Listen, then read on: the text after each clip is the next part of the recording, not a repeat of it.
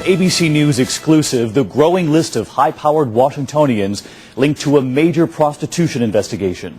Tonight, Deputy Secretary of State Randall Tobias has resigned from his job after admitting to ABC News he used the Washington escort service at the center of the case.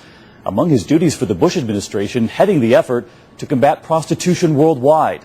Just this week, Mr. Tobias was praised for his work by President Bush and Secretary of State Rice. Our chief investigative correspondent, Brian Ross, broke this story, and he's back with us tonight. And Brian, I know you were the only reporter to talk with Tobias late this week before his resignation.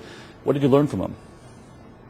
Well, David, I talked to him one day before I resigned and told him that we had found his name and personal phone number on a list of clients of the so-called D.C. Madam's escort service in Washington. And what he told me was that he, in fact, had been a customer of the service, but that he had not had sex. He had had what he called gals come over to his condo to give him a massage. He claimed there was no sex, but that he was stunned by the fact that we were aware that he was a client, and that was his conversation. I asked him if he knew any of the young women, if he knew their names, and he said he didn't remember them at all. He said it was like ordering pizza.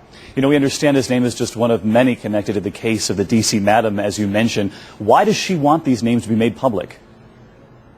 Well, she has been charged by federal prosecutors with running a prostitution service. She says it wasn't prostitution, it was fantasy sex, illegal sex, and she wants to call all of her prominent clients to testify. One, she says, it's hypocritical of the government to go after her and the women who worked for her, and two, she wants them to testify as to whether there was or was not sex. And she's intent on doing this. She's turned down an opportunity to take a 4-month prison sentence and plea out the arrangement. She wants to go to trial.